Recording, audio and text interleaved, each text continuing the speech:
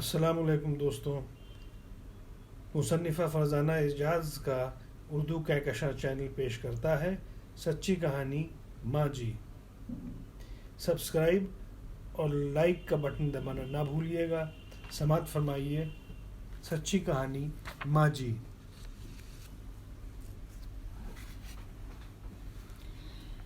माँ जी को अब तो कई बरस से यही रट लग गई थी कि राज उन्हें तीर्थ यात्रा के लिए ले जाए।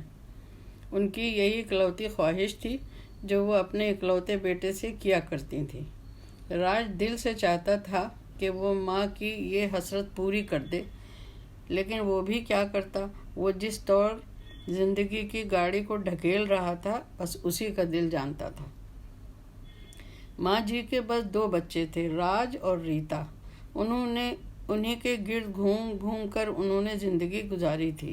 वो नन्ही सी उम्र में दुल्हन बनी अपने पल्लू को राज के बाबूजी की चादर से बांधे उनके पीछे पीछे चलती जिंदगी के सहरा में दाखिल हुई थी।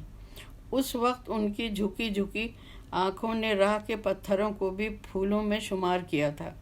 राज के बाबूजी सरकारी दफ्तर में हेड क्लर्क थे और माँ जी से उम्र में काफ़ी बड़े थे, लेकिन खाते पीते घराने के थे, इसलिए अपनी मजबूत काठी की वजह से वो अपनी उम्र से बहुत कम नज़र आते थे।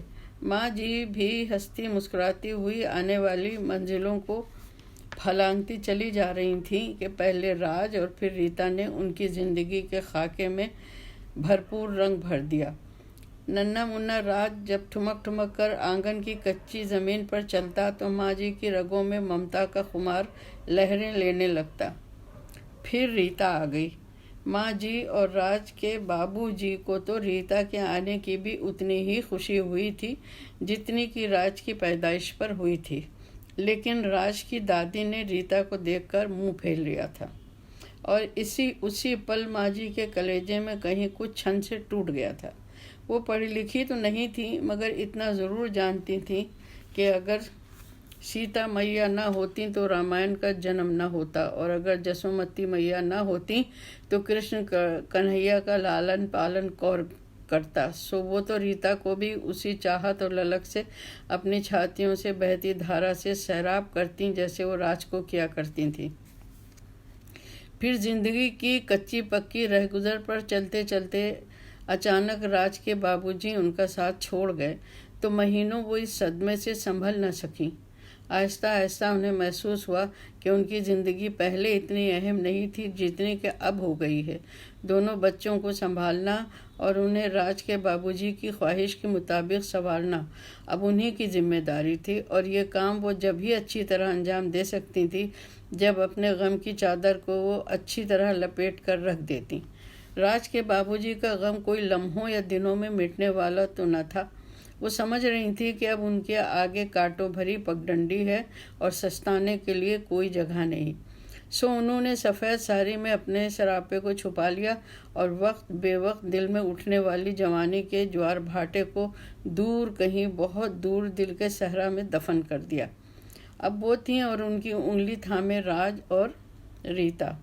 जिंदगी का सफ़र तय होता रहा और रामायण के पाठ में गुम होती हुई माँ जी ने राज को एमए और रीता को बीए करा दिया। रीता की स्कूल में पढ़ा रही थी कि उसका एक माकूल रिश्ता आ गया। माँ जी और राज ने ज़िंदगी भर की कमाई लगाकर रीता को उसके ससुराल रुखसत कर दिया। रीता को विदा करके वो चैन की नींद सोई थी। आज उन्हें महसूस हो रहा था कि वो बहुत बड़ी जिम्मेदारी के बोझ तले दबी हुई थी। आज जैसी मीठी नींद तो वो कभी सो ही न सकी थी। आज उन्हें उस एहसास हो रहा था कि रीता की पैदाइश पर शायद इन्हीं जिम्मेदारियों के तसव्वुर से रीता की दादी ने रीता से मुंह फेर लिया था। माँ जी का फ़लसफ़ा दूसरा था। वो समझती थी कि भगवान की तरफ से दी गई हर नेमत एक जिम्मेदारी है, बहुत बड़ी जिम्मेदारी, वो चाहे बेटा हो या बेटी। ये अलग बात है कि रीता को उसकी मंजिल तक पहुंचाते पहुंचाते वो पोर पोर लहू लहान हो गई थी। रीता की शादी में माँ जी ने अपना तमाम जमा जथा लुटा दिया था, अपने तमाम जेवर, सारे बर्तन और कपड़े।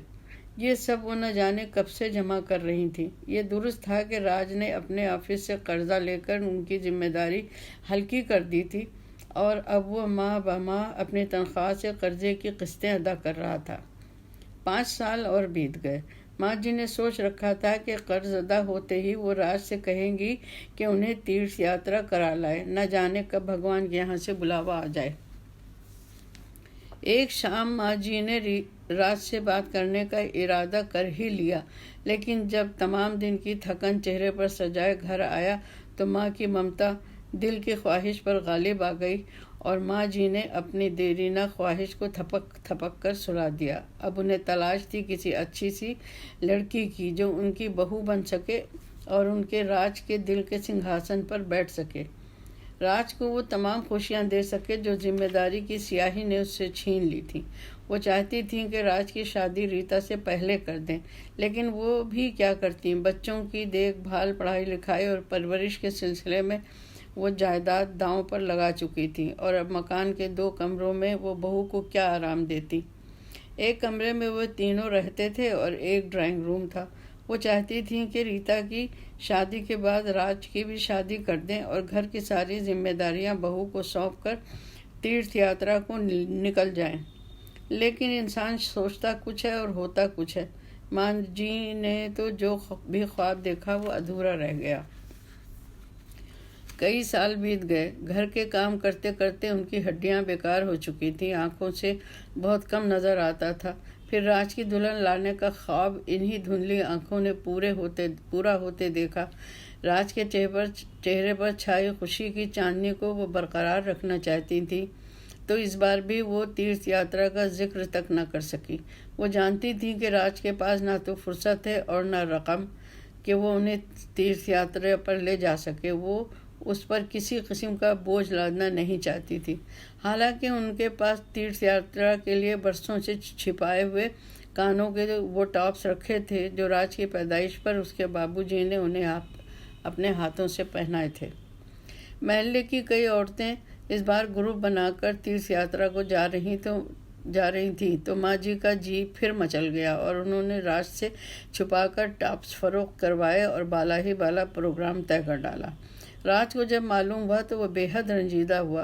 वो सोच रहा था कि इस बार वो खुद माँ जी को तीर्थ यात्रा करा लाएगा, लेकिन माँ जी ने उसे समझाया कि उसकी नई नई शादी हुई है और फिर बहू का पाँव भी भारी है। सो राज घर ही में रहा। चंद दिनों ही की तो बात है, वो दूसरी बहुत सी औरतों के साथ वापस भी आ जाएंगी। राज को उनकी शदीद ख्वाहिश के आगे सर झुकाना पड़ा। वो जानता था कि माँ जी ने दोनों बच्चों के लिए ज़िंदगी कुर्बान कर दी है, तमाम ऐशो आराम अपनी ज़ात पर हराम कर लिया था। अब क्या उनकी ये ख्वाहिश भी न पूरी होने दे। राज और उसकी दुल्हन माँ जी को खुद टूरिस्ट बस में सवार कराए थे और दूसरे मुसाफिरों से भी मिल लिए थे। माँ के चेहरे पर आज जैसी खुशी राज ने पहले कभी नहीं देखी थी। आज तो जैसे माँ जी को होश ही न था। अपनी रूह की प्यास बुझाने के लिए वो जैसे राज को भी छोड़ने पर तैयार थीं। चमकीले हारों और गेंदे के फूलों से सजी बस जब जय जयकार के नारों के साथ रवाना हो गई तो राज आहिस्ता आहिस्ता कदमों से वापस चला आया। हफ्तों बाद जब बसें वापस आईं तो उसमें माँ जी और महल्ले की चारों बूढ़ी औरतें नहीं थीं। मुसाफिरों ने बताया कि न जाने वो सब कहाँ गायब हो गईं। वाराणसी तक तो वो साथ थीं। राज के पैरों तले ज़मीन निकल गई। उसने पुलिस में रिपोर्ट की और रेडियो, टीवी, अखबारात में इश्तिहार दिए। माँ जी की बड़ी बड़ी तस्वीरें छपवाईं और इनाम का ऐलान किया। बार बार वाराणसी भी गया, लेकिन सब कुछ मिट्टी हो गया। माँ जी को तो जैसे आसमान निकल गया था या ज़मीन ने छुपा लिया था। 2 साल बीत गए। वो एक बच्चे का बाप बन चुका था, लेकिन खुशी उसके दिल से रूठ गई थी। वो ऑफिस जाता और घर आकर चुपचाप एक कोने में बैठ जाता। फिर वो होता और माँ की जी की याद।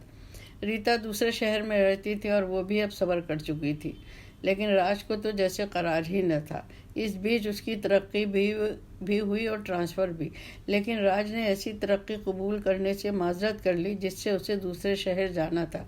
मूल के दूर दराज शहर में वो लरज़ जाता जब ये सोच लेता कि क्या खबर कभी माँ जी की चिट्ठी या इत्तला आ जाए और वो मौजूद न हो। वो समझदार इंसान था और समझता था कि ये सब झूठी तसल्लियाँ हैं, फिर भी अपने दिल से मजबूर था। हफ्ते का रोज़ था।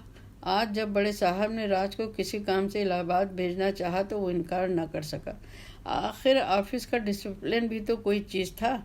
शाम को उसने अपनी बीवी को बताया कि वो कल की ट्रेन से इलाहाबाद जा रहा है, तो वो भी चलने को तैयार हो गई ताकि वहाँ अपने मामा से मिल आए। राज बीवी बच्चों समेत रवाना हो गया। दिल्ली स्टेशन पर बहुत रश था, फिर भी वो ताज़ा हवा के लालच में खिड़की के पास बैठ गया। डिब्बे के अंदर के हंगामे भी इधर कम थे। स्टेशन के बाद स्टेशन रुकती चलती ट्रेन किसी वजह से एक छोटे से स्टेशन पर रुक गई तो राज ने बेख्तियार खिड़की से सर निकालकर बाहर झाँका। दूर दूर तक सन्नाटा था। शायद यहाँ ट्रेन को रुकना नहीं था, मुमकिन है सिग्नल न होने की वजह से रुकी हो। सर के पीछे से प्लेटफार्म से एक आवाज़ राज के कानों से टकराई।